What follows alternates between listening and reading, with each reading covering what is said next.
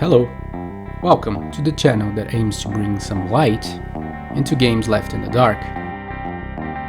This is From the Void.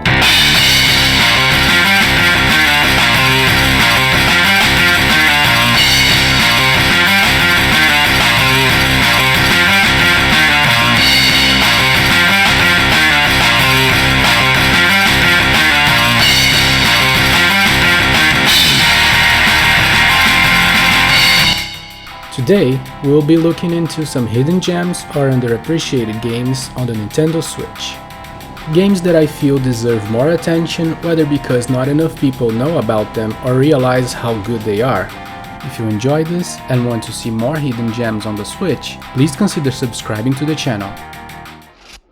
For the first entry this time, let's have a good and well-deserved look at Dandara.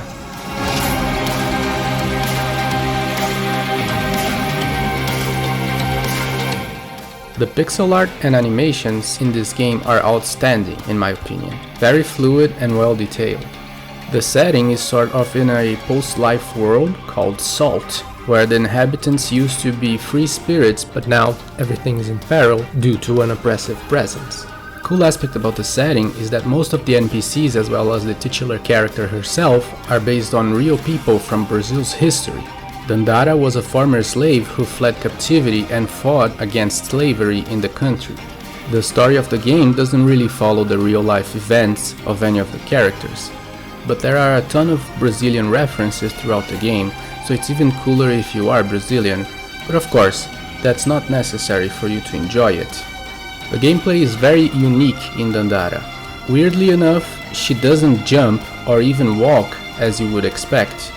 Movement is done by aiming Dandara with the analog stick and launching her from surface to surface.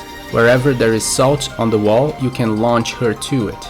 So forget about gravity or the notion of up and down and walls and floors. It's counterintuitive at first not having the analog stick move your character, but soon you get the hang of it, and this unique style of gameplay opens up a whole new realm of possibilities. This is a Metroidvania, although a more compact one, so exploration is an important aspect, and this style of movement makes exploring a welcome challenge. Dandara attacks by shooting projectiles, and you use the same aiming as used in the movement, only pressing a different button to shoot. So it's all within the same logic, which helps getting used to all this. Once you do get used to it, it feels very satisfying and cool to move around and battle in this game. Dandara is rather short for a Metroidvania, that being my only complaint about the game. I guess my real issue is not with the duration itself, but the size of the world, which could benefit from being larger in my opinion. It takes around 6 hours to finish, or a couple more if you wish to do the extra stuff. The final area is challenging, but the whole game felt fair to me. If you are into Metroidvanias, do give this one a go.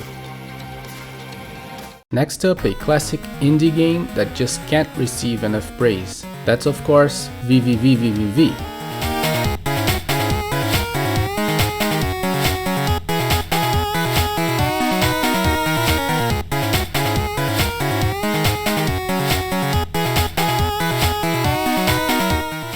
It's hard to find a simpler looking game than this. It's basically Atari graphics. The game's music, on the other hand, is just kick-ass. The kind that will make you get the songs and even keep them in your personal set lists at all times. The setting is nothing special, just some space guys trying to fix their spaceship. Now this is why this is a classic game. The gameplay is as simple as they come and genius at the same time. Basically, instead of jumping, your guy can switch gravity from downwards to upwards. And that's it, just one button, everything else is just platforming, momentum and precision. The game has emphasis both in platforming and in the exploration.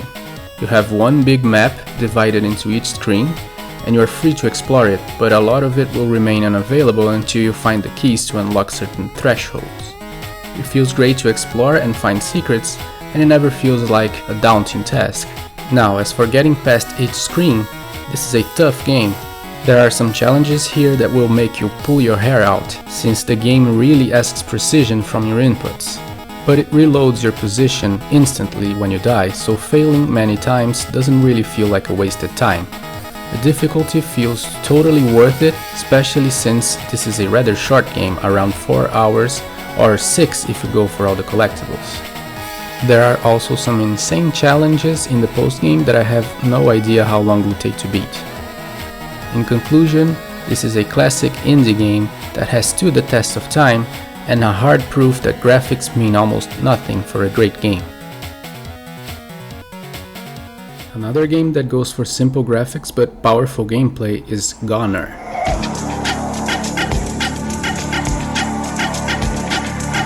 But this one isn't just simple, it's weird. I wasn't a fan of it in the beginning. I mean, the way that the surfaces fade in as you approach them was kinda bugging me in the beginning, but I got used to it and even grew to like the overall look of the game. There isn't much of a setting. I guess you control a dead guy in limbo or something, but they never really explain it. There is this whale creature that I guess is supposed to be important somehow, but outside of the title there isn't a single line of text in the game, so I don't know what's going on. GoNNER is a full-on roguelike. Starts off easy, grows in difficulty really fast, there are few stages and the final ones are next to impossible, you will die a lot, but during your runs you can find some better equipment and improve your odds. This is another weird thing about the game. The equipments are divided into 3, your weapons, your backpack, and your head. Yes, you can equip different heads. It's very unsettling. There is a vast selection of equipment you can get, and this is both a good and a bad thing.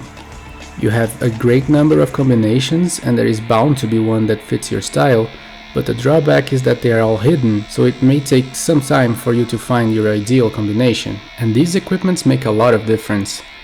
The heads change the amount of health you have, may change your movement, jump and rate of fire. The backpacks are sort of a usable item with a cooldown. The standard one will replenish your ammo, others may revive you once, freeze enemies, cause explosions, among other effects. And the weapons range from your standard rifle to a rocket launcher, changing the playstyle substantially. A cool thing about this game is that if you get your combo high enough, the game starts freaking out. The colors start changing drastically and tougher versions of the enemies start spawning. If you kill those, they drop much more money and you will need those to revive, heal and to change your equipment during the run. In the end, this is a rather cool and addictive gameplay, but it's tough to get used to in the beginning. As I said, the final stages are no walk in the park at all. The final boss is a real challenge and you will be holding your breath in fear of dying and having to start all over again. But I walked out of it feeling very good about the whole experience, although not wishing to fight that final boss again anytime soon. But I'm looking forward to playing GoNNER 2 that has come out recently. If you like what you've seen here, pick this up, it's certainly worth your time.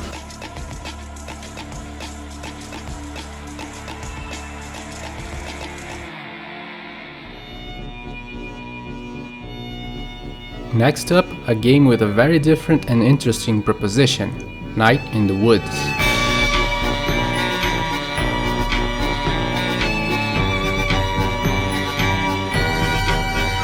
In the graphics department, Night in the Woods has a pleasant cartoonish look, and this goes into stark contrast with the setting. Although on its surface everything seems fine, this game has a rather depressing tone looming around in the background.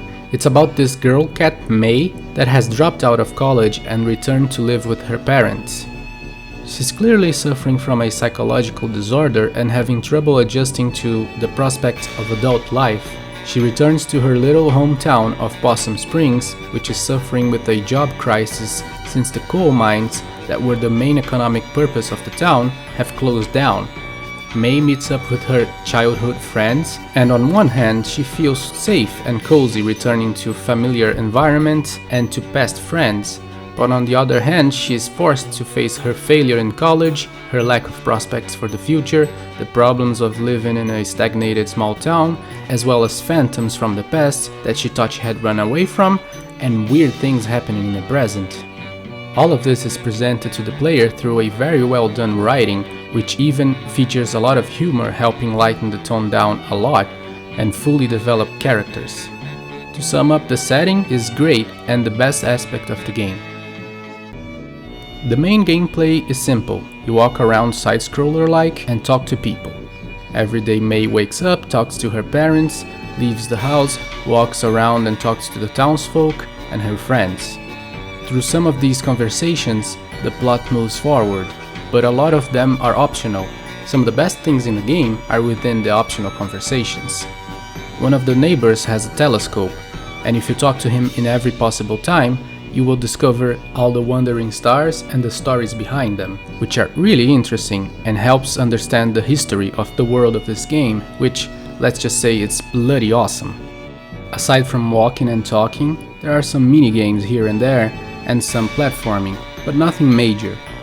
There are also two other types of gameplay in Night in the Woods. May is a bass player and rejoins her friend's band, so the game will make you go through a little bit of guitar player gameplay here and there, and it's on the hard difficulty all the time, so there's that.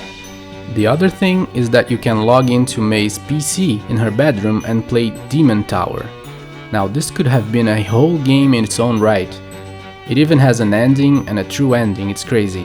But this is completely optional. There isn't any real challenge to beating Night in the Woods. You just need to find the person you have to talk to move the story forward. It can be very hard to do well on the band rehearsals, and your performance changes the dialogues, but the main plot moves on the same regardless. The Demon Tower game is very challenging, so if you wish to tackle it, prepare for some frustration, but again, it's 100% optional. In conclusion, this is a unique and unconventional game that is totally worth playing for the narrative, the humor, the character developments, and its take on the human existential crisis, even if you don't look for any of these things in video games.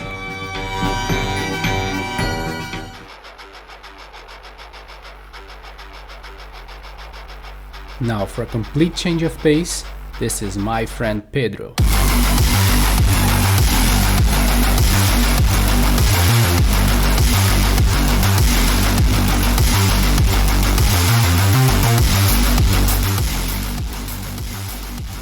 I know this game got a lot of attention when it first came out, but I feel like it lost a lot of traction, and I bet there are a lot of people who haven't heard of this. On the presentation side, this game has serviceable graphics for what it is. Nothing fancy, just 3D graphics in a 2D plane, which adds a nice sense of depth, but without too much of an art style. But it's good enough, no problems, especially since the gameplay provides a lot of the style not found in the graphics themselves. The music, on the other hand, is a highlight for sure. It goes really well with the carnage that goes on in this game. The setting is rather interesting. You control this guy who has lost all his memory and now sees a floating talking banana that kinda tells him what to do. And that's Pedro, of course. It seems just out of whack at first, but the story develops itself further and it becomes much more interesting. The gameplay in My Friend Pedro is just awesome. It allows you to use both hands to shoot in different directions even in mid-air. It takes some practice to get used to this though.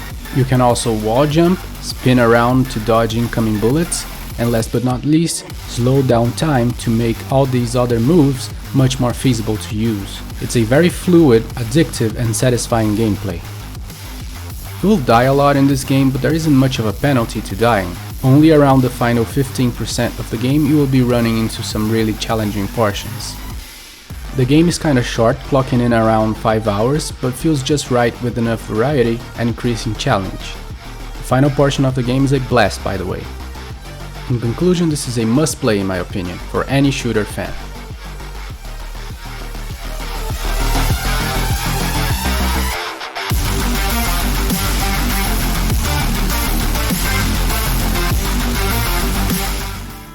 Switching up gears once more for an extremely chill and just lovely game, a short hike. The style of graphics on this one goes for a low poly look, kind of similar to a PlayStation 1 era game. You can adjust if it looks crunchy or sharp, and the result is great either way. The setting is simple and fun. You're supposed to climb to the summit of Hawk Peak, and more importantly, have as much enjoyment as you can during the hike. To do so, you will need as many gold feathers as you can collect. Each gold feather will allow Claire to flap her wings once more while in mid-air. essentially functioning like an extra jump. They also serve as a stamina bar to climb rock walls further and further. Whenever you run out of feathers, Claire will glide her way down. Therefore, there is no damage, no life bar, no enemies, no urgency. It's all about taking in the environment, talking to NPCs, helping them out, collecting shells and coins, exchanging them for more feathers, and enjoying your way to the summit at your own pace. Every aspect of this game, from gameplay to music, urges you to forget your worries and enjoy the trip. It's very poetic. As the name implies, the hike is going to be short. If you want to rush your way to the summit and be done with the game, it will last only around 1.5 hours. But there are plenty of side quests to tackle that will grant you different hats, more golden feathers, and even some coveted silver feathers, and will expand the game to around 4 hours. The challenge in a short hike is very shy, but it's still there, especially in some of the side stuff. Some of the feathers will not be easy to get your hands on. The whole game is relaxing and just a joy to play. Do yourself a favor and just go for a short hike.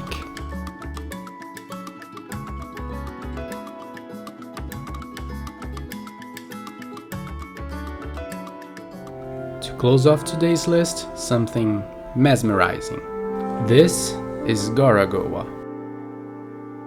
Gorogoa stands out with its gorgeous interactive murals that are painstakingly detailed, allowing for some stunning zoom-ins which are tied to the gameplay mechanism.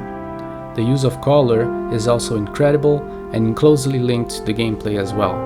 The setting is a bit of a puzzle in itself to understand, as many details pass by in the blink of an eye, never to return unless you start over the game. It seems to be about the study of many different sciences as done by several different people in the same geographical space, but in different points in time, and how they connect to each other, as the work done by previous generations is used by the most recent guy in the game to study the strange dragon-shaped creature he found. The gameplay is ingenious and ties with the presentation amazingly well.